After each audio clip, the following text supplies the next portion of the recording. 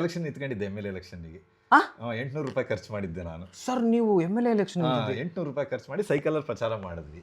ಅಲ್ಲ ಸರ್, 8 ಕೋಟಿ 8,000 ಕೋಟಿ ಖರ್ಚು ಮಾಡೋ ಕಾಲದಲ್ಲಿ 800 ರೂಪಾಯಿ ಖರ್ಚು. ಆದ್ರೂ ನನಗೆ ಜಾಸ್ತಿ ಓಟ್ ಬಿದ್ದಿದ್ದಾವೆ ಇಲ್ಲಿ ಸ್ವತಂತ್ರ ಅಭ್ಯರ್ಥಿಗಳಲ್ಲಿ. ನಾನೇ ಹೈಯೆಸ್ಟ್ ಇಲ್ಲಿ. ನೀವು ನೇಗ್ಲು ಇಟ್ಕೊಂಡಾಗ ಎಲ್ಲಿ ತುಳಿದಿದ್ದೀರಾ? ಯಾರನ್ನಾರ ಟ್ರ್ಯಾಕ್ಟರ್ ತಗೊಂಡ್ಮೇಲೆ ತುಳಿತಾ ಇದ್ದೀರಾ?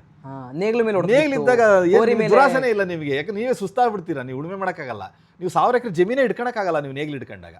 ನೇಗ್ಲಿದ್ರೆ ನೀವು JCB ಟ್ರ್ಯಾಕ್ಟರ್ ಇಟ್ಕೊಂಡಾಗ ನಿಮಗೆ 1000 ಎಕರೆ ಇಟ್ಕೊಂತೀರಿ ನೀವು. ಸ್ನೇಹಿತರೆ ನಮಸ್ಕಾರ. ಸ್ನೇಹಿತರೆ ಇವತ್ತು ನಾವು ಕಲ್ಲಿನ ಕೋಟೆ ದುರ್ಗದಲ್ಲಿದ್ದೀವಿ. ಸ್ನೇಹಿತರೆ ಇಲ್ಲಿ ಗಾಂಧಿಯ ತತ್ವದಲ್ಲಿ ಗಾಂಧಿಯನ್ನೇ ನೋಡ್ತಕ್ಕಂತಹ ಒಬ್ಬ ವ್ಯಕ್ತಿ, ಅವ್ರ ತತ್ವದಲ್ಲಿ ಆ ವ್ಯಕ್ತಿಯನ್ನು ಭೇಟಿಯಾಗಬೇಕು ಅಂತ ಬಂದಿದ್ವಿ. ಇವ್ರ ಹೆಸರು ಬಂದ್ಬಿಟ್ಟು ಸ್ವಾಮಿ ಸರ್ ಅಂತ ಹೇಳ್ಬಿಟ್ಟು, ಡಾಕ್ಟರ್ ಸ್ವಾಮಿ ಸರ್ ಅಂತ ಹೇಳ್ಬಿಟ್ಟು. ಸ್ನೇಹಿತರೆ ಇವರು ಗಾಂಧಿ ತತ್ವದಲ್ಲಿ ನಡ್ಕೊಂತ ಒಂದಿಷ್ಟು ಜೀವನದಲ್ಲಿ ಕಷ್ಟವನ್ನು ಪಟ್ಟು ಆಮೇಲೆ ಜೀವನದ ಒಂದಿಷ್ಟು ವಿಚಾರಗಳನ್ನು ತಿಳ್ಕೊಂಡು ಹಲವಾರು ಜನಗಳಿಗೆ ಅವರು ಬೋಧನೆಯನ್ನು ಮಾಡ್ತಾ ಬಂದಿದ್ದಾರೆ, ಒಂದಿಷ್ಟು ಅಭಿಯಾನಗಳನ್ನು ಮಾಡಿದ್ದಾರೆ. ಹಾಗೆ ಇವರು ಹೆಸರನ್ನ ದುರ್ಗದಲ್ಲಿ ನೀವೆಲ್ಲೇ ಕೇಳಿದ್ರು ಅವ್ರು ಹೇಳೋದು ಒಂದೇ, ಭಾಷಣಕಾರರು, ಉತ್ತಮ ಭಾಷಣಕಾರರು ಅಂತ ಹೇಳ್ತಾರೆ. ಬನ್ನಿ ಅವ್ರ ಮನೆ ಹತ್ರ ಇದ್ದೀವಿ, ಅವ್ರನ್ನ ಭೇಟಿಯಾಗಿ ಒಂದಿಷ್ಟು ವಿಚಾರಗಳನ್ನು ತಿಳ್ಕೊಳ್ಳೋಣ ಸ್ನೇಹಿತರೆ. ಬನ್ನಿ ಸ್ನೇಹಿತರೆ. ಏನು ಅಂತಂದರೆ ಇವ್ರ ವಿಚಾರ, ಇವ್ರನ್ನ ಯಾಕೆ ಗಾಂಧಿ ತತ್ವವನ್ನು ಅಳವಡಿಸ್ಕೊಂಡವರು ಅಂತಂದ್ರೆ ಇವರು ಒಂದಿಷ್ಟು ಗಾಂಧೀಜಿ ಬರೆದಂತಹ ಪುಸ್ತಕಗಳನ್ನು ಓದಿದ್ದಾರೆ. ಓದಿರೋದು ಅಷ್ಟೇ ಅಲ್ಲದೆ ಅವ್ರ ಜೀವನದಲ್ಲೂ ಕೂಡ ಅವರ ತತ್ವವನ್ನು ಭರಿಸಿಕೊಂಡು ಜೀವನ ಮಾಡ್ತಿದ್ದಾರೆ ಸ್ನೇಹಿತರೆ. ಹೇಗೆ ಅಂತ ಅಂದರೆ ಒಂದಿಷ್ಟು ಗಾಂಧಿ ಏನು ಹೇಳ್ತಾನೆ ಅಂತಂದರೆ, ನಮ್ಮ ಸರ್ಕಾರ ಹೇಗಿದೆ ಅಂತಂದರೆ ಸರ್ಕಾರದಲ್ಲಿ ಆಗ್ತಕ್ಕಂಥ ಕೆಲಸಗಳು ಎಲ್ಲವೂ ಕೂಡ ಭಾರೀ ನಿಧಾನ ಅಂತ ಹೇಳ್ಬಿಟ್ಟು. ಹಾಗಾದ್ರೆ ನಾವು ಅದ್ರ ಬಗ್ಗೆ ಹೇಗೆ ಧ್ವನಿ ಎತ್ತಬೇಕು ಏನು ಅನ್ನೋದನ್ನು ಸರ್ರು ತುಂಬ ಅದ್ಭುತವಾಗಿ ಮಾಡಿದ್ದಾರೆ. ಇದೇ ಅವ್ರ ಮನೆ ಸ್ನೇಹಿತರೆ. ಬನ್ನಿ ಹೋಗೋಣ, ಮಾತಾಡ್ಸೋಣ ಅಂತ ಅವ್ರನ್ನ. ಸರ್ ಇವರೇ ಸರ್, ನಮಸ್ತೆ, ಸ್ವಾಗತ ಸರ್. ಸಣ್ಣ ಕತೆ ನಿಮ್ಮ ಜೊತೆಗೆ ಹೇಗಿದ್ದೀರಾ ಸರ್? ಇವರೇ ಸ್ನೇಹಿತರೆ ಸ್ವಾಮಿ ಸರ್ ಅಂತ ಹೇಳ್ಬಿಟ್ಟು, ಗಾಂಧಿ ತತ್ವದವರು, ಸೇಮ್ ಗಾಂಧಿ ಥರನೇ ಇದ್ದಾರೆ. ಬನ್ನಿ ಅವರ ಜೀವನಕ್ಕೆ ಎಲ್ಲರಿಗೂ ಸ್ವಾಗತ ಸ್ನೇಹಿತರೆ. ಸರ್ ನಮಸ್ತೆ. ಸರ್ ಹೇಗಿದ್ದೀರಾ? ಏನು ಮಾಡ್ತಿದ್ದೀರಾ ಪ್ರೆಸೆಂಟ್ ಇವಾಗ? ಚೆನ್ನಾಗಿದೆ. ಆ್ಯಕ್ಚುಲಿ ನಾವೊಂದು 20 ವರ್ಷದಿಂದ ಕೆಲಸ ಮಾಡ್ತಾನೆ ಇದ್ದೀವಿ. ಬಟ್ ನಮ್ಗೆ ಯೂಟ್ಯೂಬ್ ಮತ್ತು ಇನ್ಸ್ಟಾಗ್ರಾಮ್ ಈಗ ನಮಗೆ ಸಹಾಯ ಮಾಡ್ತು. ಇವಾಗ ಸಹಾಯ ಮಾಡಿದೆ. 20 ವರ್ಷದಿಂದ ಮಾಡ್ತಿದ್ರೆ ಇವಾಗ ಸಹಾಯ ಮಾಡ್ತು. 22 ವರ್ಷ ನಾವು ಭಾಷಣ ಮಾಡ್ತಾನೆ ಇದ್ದೀನಿ. ಆದ್ರೆ ಆ ಥರ ಕ್ಯಾಚಿಂಗ್ ಆಗಿರಲಿಲ್ಲ ಅದು. ಸರ್ ಮೂಲತಃ ನೀವೇನು ಕೆಲಸ ಮಾಡೋದು ವೃತ್ತಿಪರ? ಆ್ಯಕ್ಚುಲಿ ಫಾರ್ಮಸಿ ಕಾಲೇಜಲ್ಲಿ ಪ್ರೊಫೆಸರ್ ಆಗಿದ್ದೆ, ಪ್ರಿನ್ಸಿಪಾಲು ಆಗಿದ್ದೆ. ನಾನು ಗಾಂಧೀಜಿ ಬುಕ್ಸ್ ಓದಿ ಅವರ ತತ್ವಗಳನ್ನು ಜನಕ್ಕೆ ತಲುಪಿಸ್ಬೇಕು ಪರಿಸರಕ್ಕೋಸ್ಕರ, ಆಮೇಲೆ ಭಾರತದ ಸಮಸ್ಯೆಗಳನ್ನೆಲ್ಲ ಬಗೆಹರಿಸೋದು ಹೇಗೆ ಅಂತ ಬರೀತಾರೆ ಅವರು. ಗಾಂಧೀಜಿಯವರು ಅದನ್ನ ಯುವ ಜನಕ್ಕೆ ಹೇಳೋಣ ಈಗ. ಯಾಕೆ ನಾನು ಈಗಿನ ಜನಾಂಗದಲ್ಲಿ ಬಂದವರಲ್ವಾ. ಹಿಂದಿನ ಕಾಲದವರಿಗೆ ಗಾಂಧೀಜಿ ಬೇರೆ ಥರ ಇದ್ರು. ಈಗ ನಮಗೂ ಗಾಂಧೀಜಿ ಇಷ್ಟ ಆಯ್ತು ನನಗೆ. ಸೊ ಈ ಮಕ್ಕಳಿಗೂ ಇಷ್ಟ ಆಗ್ತಾ ಇದೆ. ಗಾಂಧೀಜಿನ ಎಲ್ಲರೂ ವಿರೋಧಿ ಅಂತ ಅಂತಾರೆ ಕೆಲವರು. ಹೌದು, ಅದನ್ನು ಸರಿಯಾಗಿ ಅರ್ಥ ಮಾಡ್ಕೊಳ್ಳಿಲ್ದಾಗ ವಿರೋಧ ಅನ್ಸುತ್ತೆ ನಿಮಗೆ. ಗಾಂಧೀಜಿ ಭಾಳ ಕಷ್ಟದಾಗಿರೋರಿಗೆ ಗಾಂಧೀಜಿ ಭಾಳ ಇಷ್ಟ ಆಗ್ತಾರೆ, ಭಾಳ ನೋವಲ್ಲಿರೋರಿಗೆ ಗಾಂಧೀಜಿ ಇಷ್ಟ ಆಗ್ತಾರೆ. ಕಷ್ಟದಲ್ಲಿರೋರಿಗೆ ಇಷ್ಟ, ಹೌದೌದು. ಸುಖದಲ್ಲಿರೋರಿಗೆ ಬೇಡ. ಸುಖದಾಗಿರೋರಿಗೆ, ಆಮೇಲೆ ತುಂಬಾ ಅಧಿಕಾರದಾಗಿರೋರಿಗೆ, ತ್ಯಾಗ ಮಾಡ್ಲಾರ್ದರಿಗೆ ಕಷ್ಟ ಆಗುತ್ತೆ. ತ್ಯಾಗ ಮಾಡೋರಿಗೆ ಇಷ್ಟ ಆಗುತ್ತೆ ಗಾಂಧೀಜಿ. ಹರಿಶ್ಚಂದ್ರ ಯಾರಿಗೆ ಇಷ್ಟ ಆಗುತ್ತೆ? ಸತ್ಯ ಹೇಳೋರಿಗೆ, ಸತ್ಯ ಹೇಳೋರಿಗೆ ಇಷ್ಟ ಆಗುತ್ತೆ. ಭಾಳ ತ್ಯಾಗ ಮಾಡಬೇಕಾಗುತ್ತೆ, ನೀವು ಸ್ಮಶಾನ ಕಾಯ್ಬೇಕಾಗುತ್ತೆ, ಹೆಂಡ್ತಿನ ಕಡಿಬೇಕಾಗುತ್ತೆ. ಹಂಗಾಗಿ ಗಾಂಧೀಜಿ ಯಾರಿಗೂ ಅಲ್ಲ ಸರ್. ನಾನು ಸತ್ಯ ಹರಿಶ್ಚಂದ್ರ ಇಷ್ಟಪಡ್ಬೇಕು ಅಂದ್ರೆ ಹೆಂಡ್ತಿನ ಕಡಿಬೇಕು ಅಂದ್ರೆ ಅಷ್ಟು ನೀವು ಸತ್ಯ ಅಂದ್ರೆ ಎಲ್ಲ ತ್ಯಾಗ ಮಾಡಬೇಕಾಗುತ್ತೆ. ಮೊನ್ನೆ ನೀವು ಬಲಿ ಕೊಡಬೇಕಾಗುತ್ತೆ. ಈ ಭಕ್ತ ಪ್ರಹ್ಲಾದ ಸಾಯಕ್ಕೆ ಸಿದ್ಧ ಆದ, ತಂದೆ ಪರಿವರ್ತಿಸಕ್ಕೆ. ಹಾಗೆ ಗಾಂಧೀಜಿ ಬ್ರಿಟಿಷರ ಮೇಲೆ ಪ್ರಯೋಗ ಮಾಡ್ತಾರೆ. ಮಾಡ್ತಾ ಮಾಡ್ತಾ ಹಾಗೆ ಭಾರತೀಯರ ಮೇಲೂ ಮಾಡ್ತಾರೆ. ಅವರು ತ್ಯಾಗ ಮಾಡ್ರಿ ಅಂತಾರೆ, ನೀವು ಸಾಯಕ್ಕೆ ಸಿದ್ಧವಾಗಿ ಅಂತಾರೆ ಅವರು. ಹೋರಾಟ ಹೆಂಗಿರ್ಬೇಕಪ್ಪ ಅಂದ್ರೆ ನೀವು ಸಾಯ್ಬೇಕು. ನಮ್ಮ ಹೋರಾಟ ಹೇಗಿರ್ಬೇಕು, ನಾವು ಸಾಯಂಗಿರ್ಬೇಕು, ಇನ್ನೊಬ್ಬರನ್ನ ಸಾಯಿಸಂಗಿಲ್ಲ. ಇದೇ ಅಹಿಂಸೆ, ಗಾಂಧಿ ತತ್ವ. ಇದು ಅಹಿಂಸೆ. ಗಾಂಧಿ ತತ್ವದಲ್ಲಿ ಹೇಳೋ ಮೂಲ ಉದ್ದೇಶ, ಮೂಲ ಧ್ವನಿ ಇದೆ. ನೀವು ಹೋರಾಡ್ರಿ, ಜಾಗ ಬಿಟ್ಟು ಹೋಗ್ಬೇಡ್ರಿ, ಬಟ್ ಅವನನ್ನು ಸಾಯಿಸ್ಬೇಡ್ರಿ, ನೀವು ಸಾಯ್ಬೇಕು. ನನಗೆ ಗಾಂಧೀಜಿ ಯಾಕೆ ಇಷ್ಟ ಆಯಿತು ಅಂದರೆ ಈಗಿನ ರಾಜಕೀಯ ವ್ಯವಸ್ಥೆಗೆ ಸೊಲ್ಯೂಷನ್ ಇದೆ ಅದರಲ್ಲಿ. ಗಾಂಧಿ ತತ್ವ ಈಗ ಎಲೆಕ್ಷನ್ ನಿಂತ್ಕೋಬೇಡಿ ಅಂತಾರೆ ಗಾಂಧೀಜಿ ಇವಾಗ. ಈಗ ಎಲ್ಲರಿಗೂ ಅಷ್ಟೇ. ನಾನು ಎಲೆಕ್ಷನ್ ನಿಂತ್ಕೊಂಡಿದ್ದೆ ಎಮ್ ಎಲ್ ಎಲೆಕ್ಷನ್ಗೆ. 800 ರೂಪಾಯಿ ಖರ್ಚು ಮಾಡಿದ್ದೆ ನಾನು. ಸರ್ ನೀವು ಎಮ್ ಎಲ್ ಎಲೆಕ್ಷನ್ 800 ರೂಪಾಯಿ ಖರ್ಚು ಮಾಡಿ ಸೈಕಲಲ್ಲಿ ಪ್ರಚಾರ ಮಾಡಿದ್ವಿ. ಎಷ್ಟನೇ ವಯಸ್ಸು? ಮೊನ್ನೆ ಆಯ್ತಲ್ಲ ಎಲೆಕ್ಷನ್ ಎಲ್ಲ. ಬರೀ ಸೈಕಲಲ್ಲಿ ಪ್ರಚಾರ? ಸೈಕಲ್ ನಾನು ನನ್ನ ಖರ್ಚು ಎಷ್ಟು ಮಾಡಿದ್ರಿ? 850 ರೂಪಾಯಿ ಖರ್ಚು ಮಾಡಿದ್ವಿ ನಾವು. ಅಲ್ಲ ಸರ್, 8,000 ಕೋಟಿ ಖರ್ಚು ಮಾಡೋ ಕಾಲದಲ್ಲಿ 800 ರೂಪಾಯಿ ಖರ್ಚು. ಆದ್ರೂ ನನಗೆ ಜಾಸ್ತಿ ಓಟ್ ಬಿದ್ದಿದ್ದಾವೆ ಇಲ್ಲಿ ಸ್ವತಂತ್ರ ಅಭ್ಯರ್ಥಿಗಳಲ್ಲಿ. ನಾನೇ ಹೈಯೆಸ್ಟ್ ಇಲ್ಲಿ. ಯಾರು ಸರ? ನನಗೆ 450 ಓಟನ ಬಿದ್ದಿದ್ವಿ ಇಲ್ಲಿ. ನನಗೆ ಹೈಯೆಸ್ಟ್ ಬಂತಿಲ್ಲಿ ಬೇರೆಯವರಿಗೆ ಕಂಪೇರ್ ಮಾಡಿದಾಗ. ಪ್ರಯೋಗ ಮಾಡಿದ್ದೆ ನಾನು ಅವಾಗ. ಬಟ್ ಇನ್ನು ನನಗೆ ಒಂದು 20,000 ಮಕ್ಕಳು ಪರಿಚಯ ಇದ್ದಾರೆ. ನನಗೆ ನನ್ನ ಭಾಷಣ ಕೇಳಿದ್ದಾರೆ. ಅವಾಗ ಸ್ಕೂಲ್ ರಜಾ ಇತ್ತು. ನಾನೇನು ತಿಳ್ಕೊಂಡು 20,000 ಮಕ್ಕಳಿಗೆ ಮೆಸೇಜ್ ಹೋದರೆ 20,000 ಕುಟುಂಬಗಳಲ್ಲಿ ಓಟ್ ಹಾಕ್ಬೋದೇನೋ ಅಂತ ಒಂದು ಹೋಪ್ಸ್ ಇಟ್ಕೊಂಡಿದ್ದೆ.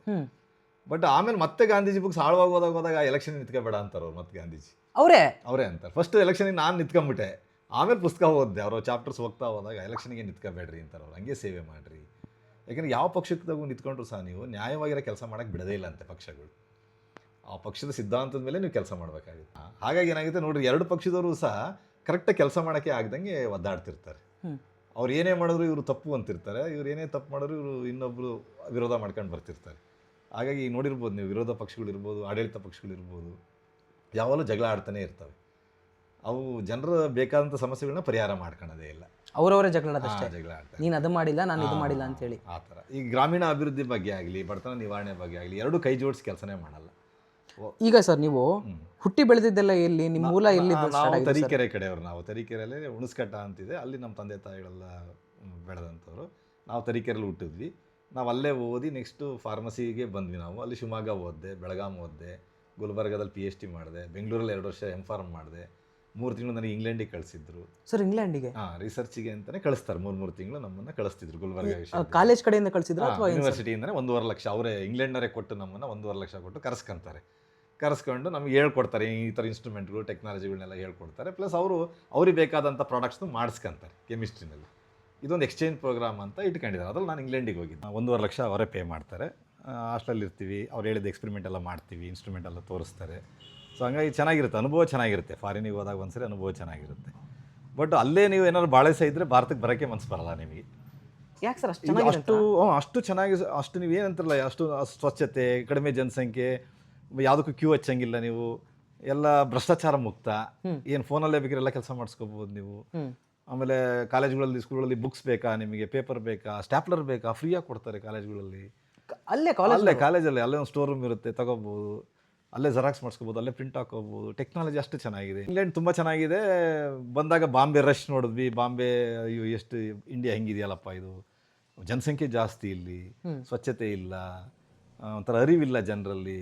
ಸೊ ಯಾಕೆ ಹಿಂಗೆ ಕಂಪೇರ್ ಮಾಡಿದಾಗ ನನಗೆ ಅವಾಗ ಇಂಡಿಯಾದಲ್ಲಿ ಬದಲಾವಣೆ ಮಾಡಬೇಕು ಅಂತ ಅನಿಸ್ತಾವಾಗ. ಹೆಂಗೆ ಮಾಡ್ತೀರಿ? ಶಕ್ತಿ ಬೇಕಲ್ಲ ವ್ಯವಸ್ಥೆ ಬದಲಾಯಿಸೋಕ್ಕೆ. ಅದಕ್ಕೆ ನಾನು ಇಲ್ಲಿ ಬಂದಾಗ NSS ಅಧಿಕಾರಿಯಾಗಿದ್ದೆ, ಗಾಂಧೀಜಿ ಬುಕ್ಸ್ ಓದಿದೆ, ಸಾಬರಮತಿಗೆ ಹೋಗಿದ್ದೆ. ಗಾಂಧೀಜಿಯವರು ಮೂಲವಾಗಿ ಕೈ ಹಾಕ್ತಾರೆ, ಯಾಕೆ ಭಾರತ ಹಿಂದುಳಿದಿದೆ ಅಂತ. ಅವ್ರು ಹಾಕೋದೇ ಉದ್ದೇಶ ಅಲ್ಲಿ ಹಾಕ್ತಾರೆ, ಅವ್ರು ಬೇರೆಗೆ ಕೈ ಹಾಕ್ತಾರೆ. ಅವರು ಏನೇನು ಹಾಕ್ತಾರೆ ಅಂದರೆ, ನಮ್ಮ ಶಿಕ್ಷಣ ಇಂಗ್ಲೀಷ್ ಮೀಡಿಯಮಲ್ಲಿದೆ, ಮಾತೃಭಾಷೆಯಲ್ಲಿ ಕೊಡಬೇಕಾಗಿತ್ತು ಅಂತಾರೆ ಅವರು. ಸರ್ ಹಾಗಾದ್ರೆ ಈಗ ಇಂಗ್ಲೀಷ್ ತಂದಿದ್ಯಾರು ಹಾಗಾದ್ರೆ ಇಲ್ಲಿಗೆ? ಇದು ಬ್ರಿಟಿಷರು ಬಂದಾಗ ಬಂತದ್ದು, ಇಂಗ್ಲೀಷ್ ಚೆನ್ನಾಗೇ ಬಂತು. ನಮ್ಮವರೆಲ್ಲ ಇಂಗ್ಲೀಷೆಲ್ಲ ಕಲ್ತ್ಕೊಂಡ್ಬಂದರು, ಇಂಗ್ಲೀಷಲ್ಲೇ ಬಂದು ಭಾಷಣ ಮಾಡ್ತಿದ್ರು ವೇದಿಕೆ ಮೇಲೆಲ್ಲ. ಗಾಂಧೀಜಿಗೆ ಅದೊಂದು ಇಷ್ಟ ಆಗ್ತಿರ್ಲಿಲ್ಲ, ಯಾಕೆಂದರೆ ಕಾಮನ್ ಮ್ಯಾನಿಗೆ ಹೋಗ್ತಿರ್ಲಿಲ್ಲ ಅದು. ಸೊ ಅದನ್ನೇ ಕಂಡಿಡಿದ್ರು ಅವ್ರು. ಬಂದು ಅವರು ಭಾರತೀಯ ಭಾಷೆಗಳನ್ನ ಬಳಸ್ರಿ ಅನ್ನೋದ್ರ ಮೇಲೆ ಫಸ್ಟ್ ತಗೊಂತಾರೆ ಅವ್ರು. ಶಿಕ್ಷಣದಲ್ಲೇ ಬದಲಾವಣೆ ಆಗಲಿ. ಅವರು 3rd ಕ್ಲಾಸ್ ಟ್ರೈನಲ್ಲೇ ಓಡಾಡ್ತಾರೆ ಅವರು. ಯಾಕೆಂದರೆ ಕೆಳಗಿನ ಮಟ್ಟದ ಎತ್ತಬೇಕು ಅಂದರೆ ನೀವು ಕೆಳಗೆ ಇಳಿಲೇಬೇಕು. ನಿಮಗೆ ಕಷ್ಟ ಗೊತ್ತಾದರೆ ಮಾತ್ರ ನೀವು ಕೆಳಗೆ ಇಳಿದು ಎತ್ತಕ್ಕೆ ಸಾಧ್ಯ. ಸೊ ಕೆಳಗೆ ಇಳಿಯ ಅಂತ ಮುಖಂಡರು ಅವರೊಬ್ಬರೇ ಕೆಳಗೆ ಇಳಿತಾರೆ ಅವರು. ಬಟ್ಟೆ ಬದಲಿಸ್ಕೊಂತಾರೆ, ಬಡತನಕ್ಕೆ ಬರ್ತಾರೆ, ಅಸ್ಪೃಶ್ಯತೆ ನಿವಾರಣೆ ಕೈ ಹಾಕ್ತಾರೆ. ಆಮೇಲೆ ಭ್ರಷ್ಟಾಚಾರ ಮುಕ್ತ ಮಾಡಬೇಕು, ಸತ್ಯ ಧರ್ಮಗಳನ್ನ ತರಬೇಕು ಇಲ್ಲಿ. ಆಮೇಲೆ ಭಾಳ ಹಿಂಸೆ ನಡೀತಿರುತ್ತೆ, ಕೊಲ್ಲೋದು ಎಲ್ಲ, ಅದನ್ನು ಅಹಿಂಸೆಗೆ ಮಾಡ್ಕೊತಾರೆ. ಸೊ ಹಾಗಾಗಿ ಇದೆಲ್ಲ ಪ್ರಯೋಗಗಳನ್ನ ಮಾಡ್ತಾ ಬಂದು ಸ್ವತಂತ್ರ ತಗೊಂತಾರೆ, ಪರ ಇಲ್ಲ. ಆದರೆ ಅವ್ರಿಗೆ ಸಮಾಧಾನ ಆಗಲ್ಲ. ಇದು ಅರ್ಧಂಬರ್ಧ ಆಗುತ್ತೆ ಅವ್ರಿಗೆ ಸಮಾಧಾನ. ಇನ್ನೂ ಏನೋ ಬೇಕು, ಅದನ್ನು ಬರೆದು ಬಿಟ್ಟು ಹೋಗ್ತಾರೆ ಅವ್ರಿಗೆ, ಮುಂದೆ ಯಾರೋ ಒಬ್ರು ಮಾಡ್ಕೊಳ್ಳಿ ಇದನ್ನ ಅಂತ. ನೋಡಿ, ಈಗ ನಾವೊಬ್ರು ಖಾದಿ ತೊಟ್ಕೊಂಡ್ರೆ ರಿಸಲ್ಟ್ ಬರಲ್ಲ, ಬಡವರಿಗೆ ಹೆಲ್ಪ್ ಆಗಲ್ಲ. ತುಂಬ ಜನ ತೊಡಬೇಕು. ನೀವು ಕಂಪ್ಲೀಟಾಗಿ ಗಾಂಧೀಜಿ ತತ್ವದಲ್ಲೇ ಇದ್ರೆ ಈಗ? ನಾನು 20 ವರ್ಷದಿಂದ ಖಾದಿ ತೊಡಕ್ಕೆ ಸ್ಟಾರ್ಟ್ ಮಾಡಿದೆ. ನಾನು ಫಸ್ಟೇ ಖಾದಿ ತಗೋಬೇಕು. ಅದಕ್ಕಿಂತ ಮುಂಚೆ ನೀವು ಹಂಗಾರೆ ಅವಾಗ ನಾವು ಮಾಮೂಲು ಸೂಟ್ ಹಾಕೊಂಡೇ ಓಡಾಡ್ತಿದ್ವಿ, ಪ್ಯಾಂಟು ಶರ್ಟು ಟೈ ಎಲ್ಲ. ಏನು ಮಾಮೂಲು ವಿದ್ಯಾರ್ಥಿಗಳು ಹೆಂಗಿರ್ತಿದ್ರು ಹಂಗೆ ನಾನು ಬದುಕ್ತೆ. ವಿವೇಕಾನಂದ ಅವರು ಗುರುಗಳು ನೋಡ್ಕೊಂಡು ಹೋಗ್ತಾರೆ, ಯಾರು ಸಿಗ್ತಾರೋ ಅವಾಗ ಅವ್ರು ಶಿಷ್ಯನ್ ಆಗ್ತಿರ್ತಾರೆ. ಹಂಗೆ ನನಗೊಬ್ರು ಒಳ್ಳೆ ಮುಖಂಡರು ಬೇಕಾಗಿತ್ತು. ಹೆಂಗೆ ಪ್ಲ್ಯಾನ್ ಮಾಡಿದ್ರನ್ನೆಲ್ಲ, ಇದು ಹೆಂಗೆ ತಗೊಂತು ಸ್ವತಂತ್ರ ಅಂತ. ಅವಾಗ ನಾನು ಗಾಂಧೀಜಿನ ಓದಿದ್ದು. ಒಬ್ಬ ವ್ಯಕ್ತಿಗೆ ಇಷ್ಟೊಂದು ಶಕ್ತಿ ಹೆಂಗೆ ಬರೋಕ್ಕೆ ಸಾಧ್ಯ, ಹೆಂಗೆ ವ್ಯವಸ್ಥೆನ ಬದಲಿಸ್ತಾನ ಆತ ವ್ಯಕ್ತಿ ಅನ್ನೋದ್ರ ಮೇಲೆ ಅದನ್ನು ಓದ್ತಾ ಹೋದೆ. ಅಭಿಮಾನದಿಂದ ಓದಿದ್ದು ನಾನು. ಈಗ ಹೆಂಗೆ ನೀವು ಅಭಿಮಾನದ ಇಟ್ಕೊಂಡು ಕೆಲವರು ಫಿಲಮ್ ನೋಡ್ತಾರೆ, ನೋಡಿದ್ದೀರಾ ಹೀರೋಗಳ್ದ, ಅವರು ಒಳಗಡೆ ಏನೇ ತಪ್ಪುಗಳಿದ್ರು ಸಹ ಅವರು ತಗೊಳ್ಳಲ್ಲ, ಅದನ್ನು ಒಳ್ಳೇದನ್ನು ಮಾತ್ರ ಎಳಿತಾ ಇರ್ತಾರೆ. ಹಾಗೆ ನಾನು ಗಾಂಧೀಜಿಯಲ್ಲಿ ತುಂಬ ಜನ ಹೇಳ್ತಾರೆ, ಏನೋ ನೆಗೆಟಿವ್ಸ್ ಎಲ್ಲ ಹೇಳ್ತಾರೆ, ನಾನು ತಗೊಳ್ಳೇ ಇಲ್ಲ ಯಾವ ನೆಗೆಟಿವ್ಸ್ನ. ಪಾಸಿಟಿವ್ ಏನೇನಿದ್ವೆಲ್ಲ ತಗೊಂಬಿಟ್ಟೆ. ಈಗ ನೋಡಿರಿ, ನಿಮಗೊಂದು ಸಮಸ್ಯೆ ಬಂದಾಗ ನೀವೊಂದು ಸೊಲ್ಯೂಷನ್ ಹುಡುಕ್ತೀರಾ, ನಿಮಗೊಂದು ಮ್ಯಾಥ್ಸ್ ಬರಲಿಲ್ಲ ಅಂದಾಗ ನೀವು ಕ್ಯಾಲ್ಕುಲೇಟರ್ ಹುಡುಕಂತೀರಾ. ಹಾಗೆ ನಮಗೆ ಇಲ್ಲಿ ಸಮಸ್ಯೆ ಇದ್ವಲ್ಲ, ನಾನು ನಿರುದ್ಯೋಗ ಸಮಸ್ಯೆ ಎದುರಿಸಿದ್ದೀನಲ್ಲ. PhD ಆದರೂ ಸಹ ನಮ್ಗೆ 12,000 ರೂಪಾಯಿ ಸಂಬಳ ಇತ್ತು, ಕೆಲಸ ಸಿಗ್ತಿರ್ಲಿಲ್ಲ, ತಿಂಗಳಿಗೆ ಸರಿ ಸಂಬಳ ಕೊಡ್ತಿರ್ಲಿಲ್ಲ. ಎಲ್ಲೋದ್ರೂ ಕಾಂಪಿಟೇಷನ್ನು ಇಲ್ಲ. ಯಾವ್ದಾರ ಬಾಂಬೆಗೆ ಹೋಗ್ರಿ, ಹೈದರಾಬಾದಿಗೆ ಹೋಗಿ ಕೆಲಸಕ್ಕೆ ಅಂತಾರೆ, ಹಳ್ಳಿಗಳಲ್ಲಿ ಬದುಕೋಕ್ಕೆ ಸಾಧ್ಯ ಇಲ್ಲ. ಈ ಸಮಸ್ಯೆಗಳೆಲ್ಲ ನಾನು ಫೇಸ್ ಮಾಡಿದ್ನಲ್ಲ. ಪರಿಹಾರ ಏನು ಅಂದರೆ, ಗಾಂಧೀಜಿಯವರು ಗ್ರಾಮೀಣ ಉದ್ಯೋಗಗಳನ್ನ ನಾಶ ಮಾಡ್ಕೊಂಡಿದ್ದೀವಿ ನಾವು. ನೋಡಿ, ಚರಕ ಹಿಡ್ಕೊಂಡು ಬದುಕ್ಬೋದು ಅನ್ನೋದೇ ಗೊತ್ತಿಲ್ಲ ನಮಗೆ, ಖಾದಿ ತೊಡಬೇಕು ಅನ್ನೋದೇ ಗೊತ್ತಿಲ್ಲ. ಈಗ ನಾನು ಚರಕ ತೋರಿಸ್ಕಂತಾನೆ ನಾನೀಗ 20 ವರ್ಷದಿಂದ ಬದುಕಿದ್ದೀನಲ್ಲ. ಚರಕ ತೋರಿಸಿ ಚರಕದಲ್ಲಿ ಹೆಂಗೆ ಕೆಲಸ ಮಾಡ್ಬೋದು, ಹೆಂಗೆ ತಯಾರು ಮಾಡ್ಬೋದು ಅಂತಲೇ ನಾನು ಭಾಷಣ ಮಾಡ್ತೀನಿ. ನನಗೆ 500 ರೂಪಾಯಿ ಕೊಡ್ತಾರೆ, 1000 ರೂಪಾಯಿ ಕೊಡ್ತಾರೆ, ಏನೂ ಕೊಡಲಿಲ್ಲ ಅಂದ್ರೂ ನಾನು ಮಾಡ್ತೀನಿ ಇದನ್ನು. ಹಳ್ಳಿಗೆಲ್ಲ ಭಾಷಣ ಮಾಡಿ, 1-2 ಸಾವಿರ ಭಾಷಣ ಮಾಡಿದ್ದೀನಿ ನಾನು. ಸರ್ ಹಾಗಾದ್ರೆ ನೀವು ಚರಕ ಹೋಗಿ ಎಷ್ಟೋ ಕಾಲ ಆಯ್ತು, ಈಗೆಲ್ಲ ಮಿಷಿನ್ಗಳು ಬಂದಿದಾವೆಲ್ಲ, ಹೌದು ಬಟ್ ನೀವ್ ಈಗ್ಲೂ ಕೂಡ ಜನಗಳಿಗೆ ಇದೇ ಚರಕ ಹಿಡ್ಕೊಂಡು ಬರೀ ತೋರಿಸಿ ದುಡ್ಡು ಮಾಡ್ತೀವಿ, ತೋರಿಸಿ ಬದುಕಿದೀನಿ. ಅದೇ ಜೀವನ ಮಾಡ್ತಿದ್ದೀರಾ? ಮಾಡ್ತಾ ಇದ್ದೀನಿ. ತೋರಿಸಿ ನಾನು ಚರಕ ಮಾಡ್ತೀನಿ, ತಯಾರು ಮಾಡ್ತೀರಾ? ತಯಾರು ಮಾಡ್ತೀನಿ, ನಾನೇ ಮಾರ್ತೀನಿ. ನಾನು 50 ರೂಪಾಯಿಂದ ಹಿಡಿದು 100 ರೂಪಾಯಿ 10 ರೂಪಾಯಿಗೆಲ್ಲ ಒಂದು ಚರಕ ಮಾಡಿದ್ದೀನಿ, ಸಣ್ಣ ಸಣ್ಣವನ್ನೆಲ್ಲ ಪುಟಾಣಿ ಮಕ್ಕಳಿಗೆಲ್ಲ. ಸೊ ಇದು ಒಂದು ಉದ್ಯೋಗನೇ, ಇದು ಮಾಡ್ಬೋದು, ಯಾರು ಬೇಕಾದ್ರೂ ತಗೊಂಡು ಚರಕ ಮಾಡ್ಬೋದು. ಬಟ್ಟೆ ಮಾಡ್ಬೋದು, ಬಟ್ಟೆ ಮಾರಾಟ ಮಾಡ್ಬೋದು, ಬಟ್ಟೆ ಹೊಲ್ಕಂತೀನಿ. ನಾನು ಹೊಲ್ಕೊಂಡಿರೋ ಬಟ್ಟೆ, ಸರಿ ನೀವು ಹೊಲ್ದಿರೋದು? ನಾನೇ ಹೊಲ್ಕೊಂಡಿರೋ ಬಟ್ಟೆ, ನಾನೇ ಟೈಲರಿಂಗ್ ಮಿಷಿನ್ ಕೂತ್ಕೊಂಡು ಹೊಲ್ಕಂತೀನಿ. ಗಾಂಧೀಜಿ ಚೆನ್ನಾಗಿ ಉತ್ತರ ಕೊಡ್ತಾರೆ ಅದಕ್ಕೆಲ್ಲದಕ್ಕೆ. ಯಾಕೆ ಇಷ್ಟು ಪರಿಸರ ಹಾನಿ ಆಗಿದೆ ಅಂದರೆ ಲೈಫ್ ಸ್ಟೈಲ್ ಚೇಂಜ್ ಆಗಬೇಕು ನಮ್ಮದು. ಎಲ್ಲದಕ್ಕೂ ಪರಿಸರದ ಮೇಲೆ ಡಿಪೆಂಡ್ ಆಗಿರೋಂಥ ಲೈಫ್ ಇಟ್ಕೊಂಡಿದ್ದೀವಿ ನಾವು. ಈಗ ಒಬ್ಬರು ಸೈಕಲ್ ಹೊಡಿಯಲ್ಲ, ಒಬ್ಬರು ಕಾಲಲ್ಲಿ ತುಳಿಯಲ್ಲ ಇದನ್ನು, ಆಮೇಲೆ ಟೈಲರಿಂಗ್ ಮಾಡಲ್ಲ, ಕೈಯಲ್ಲೊಂದು ಸೂಜಿ ದಾರ ಇಟ್ಕೊಳಕ್ಕೆ ತಯಾರಿಲ್ಲ ಜನ, ಎಲ್ಲ ಮರಿತಾ ಬರ್ತಾ ಇದ್ದಾರೆ. ಹಾಗಾಗಿ ಪರಿಸರದ ಮೇಲೆ ಒತ್ತಡ ಬೀಳ್ತಾ ಇದೆ, ಅದಕ್ಕೆ ಮಾಲಿನ್ಯ ಜಾಸ್ತಿ ಆಗ್ತಾ ಇದೆ. ಸೊ ಉತ್ತರ ಅಲ್ಲಿದೆ ನಮಗೆ. ನಮ್ಮ ದುರಾಸೆಗೆ ಜಾಗ ಇಲ್ಲ ಅಂತ ಹೇಳ್ತಾರೆ ಗಾಂಧೀಜಿಯವರು. ಅದನ್ನೇ ನಾನು ಮಾಡಿ ತೋರ್ಸೋಣ ಅಂತೇಳಿ ಖಾದಿ ತೊಡೋದು, ಸರಳತೆಯಲ್ಲಿ ಬದುಕೋದು, ಸೈಕಲಲ್ಲಿ ಹೊಡಿಯೋದು. ಎಲೆಕ್ಷನಲ್ಲಿ ನಾನು ಬರೀ 800 ರೂಪಾಯಿ ಖರ್ಚು ಮಾಡಿರೋದು. ಅದು ವಿಶೇಷ ಸರ್. ಅದು 800 ರೂಪಾಯಿ ಸರ್, 8 ಹೆಚ್ಚು ಪ್ರಚಾರ ಕೊಡಲಿಲ್ಲ. ಅದು ನೋಡಿ ಹೆಚ್ಚು ಪ್ರಚಾರ ಕೊಡಲಿಲ್ಲ. ಎಲ್ಲ ಪತ್ರಿಕೆಗಳು ಏನು ಬರೀತಿದ್ವು ಅಂದರೆ ಪಕ್ಷಗಳದ ನಿಂತಿದ್ದಂಥ ಕ್ಯಾಂಡಿಡೇಟ್ಗಳ ಬಗ್ಗೆ ಬರೀತಿದ್ರು, ನಮ್ಮಂಥರ ಬಗ್ಗೆ ಬರೀಲೇ ಇಲ್ಲ. ಹಾಗಾಗಿ ಅದು ಪ್ರಚಾರ ಆಗಲಿಲ್ಲ. 800 ರೂಪಾಯಿನಲ್ಲಿ ಒಬ್ಬ ಎಲೆಕ್ಷನ್ ನಿಂತಿದ್ದಾನೆ ಅನ್ನೋದನ್ನು ಪ್ರಚಾರ ಮಾಡಿದರೆ ಇನ್ನೊಬ್ಬ 600 ರೂಪಾಯಿಗೆ ನಿಂತ್ಕೊಂತಿದ್ದ, ನಿಮಗೆ ಕಾಂಪಿಟೇಷನ್ ಕೂಡ. ಇನ್ನೊಬ್ಬ 500 ರೂಪಾಯಿಗೆ ನಿಂತ್ಕೊಂತಿದ್ದ, ಇನ್ನೊಬ್ಬರಿ ಮನೆಯಲ್ಲೇ ಕೂತ್ಕೊಂಡು ಗೆಲ್ತಿದ್ದ. ಇದನ್ನೇ ಗಾಂಧೀಜಿ ಹೇಳೋದು, ಎಲೆಕ್ಷನ್ಗೆ ಹೆಂಗೆ ನಿಲ್ಬೇಕಪ್ಪ ಅಂದರೆ ನೀವು ಮನೆಯಲ್ಲೇ ಇರಬೇಕು, ನಿಮ್ಮ ಕೆಲಸ ಮಾಡ್ತಿರ್ಬೇಕು, ನಿಮ್ಮನ್ನು ಗೆಲ್ಲಿಸ್ಬೇಕು ಜನ, ನಿಮ್ಮನ್ನು ನೋಡಿ ಗೆಲ್ಲಿಸ್. ನಿಮ್ಮ ಕೆಲಸ ಹಂಗಿರ್ಬೇಕು, ಅಷ್ಟು ಸೇವೆ ಇರಬೇಕು ನಿಮ್ಗೆ. ನೀವು ಮತ್ತೆ ಪಾಂಪ್ಲೆಟ್ಸು ಮಾಡ್ಕೊಡ್ದು, ಮೈಕು ಹಿಡಿಬಾರ್ದು. ನೀವು ಒಂದು ಸಮಸ್ಯೆಗಳಿಂದ ಬಂದಿದ್ದೆ. ಆಮೇಲೆ ಗಾಂಧಿ ಪುಸ್ತಕಗಳೇ ಭಾಳ ಕಡಿಮೆ ರೇಟು, 20 ರೂಪಾಯಿಗೆ ಒಂದು, 10 ರೂಪಾಯಿಗೆ ಒಂದು, 5 ರೂಪಾಯಿಗೆ ಒಂದು ಸಿಗ್ತವೆ. ನಮ್ಮಂಥ ಬಡ ವಿದ್ಯಾರ್ಥಿಗಳಿಗೆ ಅದು ಚಂದ ತಗೊಳಕ್ಕೆ. ಗಾಂಧೀಜಿಯದ ಆತ್ಮಕಥೆ 20 ರೂಪಾಯಿ ಆವಾಗ, ಅದು ತಗೊಂಡು ನಾನು ಓದಿದೆ. ಆಮೇಲೆ ಗಾಂಧೀಜಿದು 100 ಪುಸ್ತಕಗಳಿದ್ದಾವೆ, 20 ರೂಪಾಯಿಗೆ ಒಂದು ನಂಗೆ ಲೆಕ್ಕ, ಅದು ಅವನು ತಗೊಂಡೆ.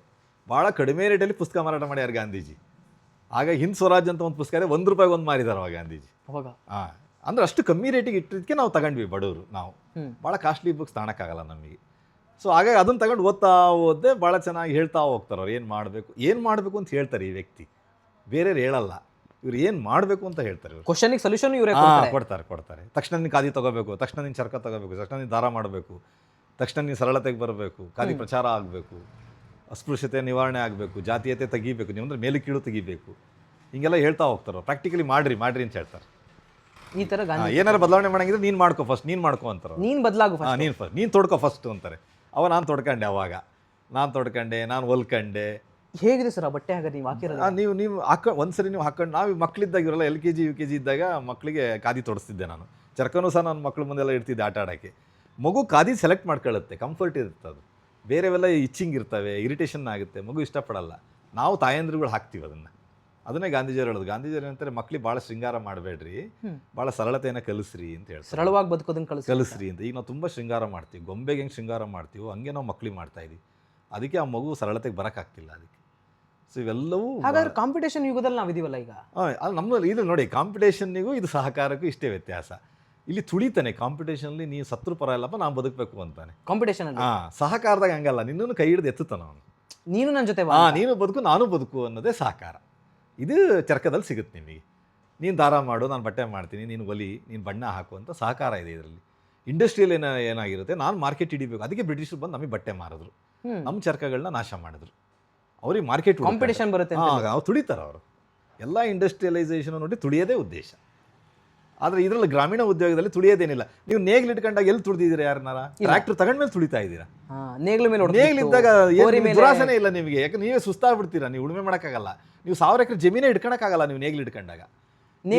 ನೀವು JCB ಟ್ರ್ಯಾಕ್ಟರ್ ಇಟ್ಕೊಂಡಾಗ ನಿಮಗೆ 1000 ಎಕರೆ ಇಟ್ಕೊಂತೀರಿ. ನೀವು ಅಷ್ಟು ಕುಂಟೆ ನಾವು ಉಳುಮೆ ಮಾಡ್ತೀರಿ. ನೀವು ಅದಕ್ಕೆ ನೀವು ಏರೋಪ್ಲೇನ್ ಇರೋದಕ್ಕೆ ತಾನೇ ನೀವು ಪ್ರಪಂಚದಲ್ಲ ಯುದ್ಧ ಮಾಡ್ತಾ ಇರೋದು. ಎತ್ತಿನ ಕಡೆಗೆ ಹೋಗಿ ಯುದ್ಧ ಮಾಡೋಕ್ಕಾಗಲ್ಲ ನಿಮಗೆ. ಯುದ್ಧ ಮಾಡ್ತಿದ್ದೀವಿ, ಭಾಳ ಬಾಂಬ್ ಹಾಕ್ತೀರಿ. ಮಿಸೈಲ್ ಇರೋದಕ್ಕೆ ತಾನೇ ನೀವು ಎದುರಿಸೋದು ಅಲ್ಲಿಂದ ಕೂತ್ಕೊಂಡು. ಎತ್ತಿನ ಗಾಡಿ ಇದ್ರೆ ಯುದ್ಧ ಮಾಡ್ತೀವಿ, ಬರೀ ಕತ್ತಿ ಹಿಡ್ಕೊಂಡು ಬರ್ರಿ ಹೋರಾಡಕ್ಕೆ ನೋಡೋಣ, ಭಾಳ ದೂರ ಬರೋಕ್ಕಾಗಲ್ಲ ನಿಮಗೆ. ಅದೇ ನೀವು ಹೇಳಿದಂಗೆ ಎತ್ತಿನ ಗಾಡಿ ಇದ್ರೆ ನಾವು ಯುದ್ಧ ಮಾಡೋದು. ಗಾಂಧೀಜಿ ಹೇಳ್ತಾರಲ್ಲ, ನೀವು ಕತ್ತಿ ಹಿಡ್ಕೊಂಡು ಎದ್ರ ಬದ್ರ ಹೋರಾಡಿ ಸಾಯ್ರಿ ಅಂತಾರೆ. ಬಚ್ಚಿಡ್ಕೊಂಡು ಬಾಂಬ್ ಹಾಕೋದು, ಬಚ್ಚಿಡ್ಕೊಂಡು ಶೂಟ್ ಮಾಡೋದು ತಪ್ಪು ಅಂತಾರೆ ಅವರು. ಗಾಂಧೀಜಿ ಹೇಳ್ತಾರೆ ಯುದ್ಧದಲ್ಲೂ ಮಾರ್ಪಾಡು ಮಾಡ್ರಿ. ಹಿಂದೆ ಕತ್ತಿ ಕೆಳ ಬಿದ್ದರೆ ಎತ್ಕೊಂತ ಚಾನ್ಸ್ ಕೊಡ್ತಿದ್ರಂತ ಬರೀತಾರೆ ಅವರು. ಅದನ್ನ ಕತ್ತಿ ಎತ್ಕೊಂಡು ಹೋರಾಡಬೇಕು, ಬೆನ್ನಿಗಂತೂ ಯಾವತ್ತೂ ಚೂರಿ ಹಾಕಂಗಿಲ್ಲ. ಹೋರಾಟ ಹಂಗಿರ್ಬೇಕು. ಕುಸ್ತಿಪಟುಗಳು ಈಗ ಹಂಗೆ ಮಾಡ್ತಾರೆ ನೋಡ್ರಿ, ಎದ್ರ ಭದ್ರ ಹೋರಾಡ್ರಿ ಅಂತಾರೆ ಅವ್ರು.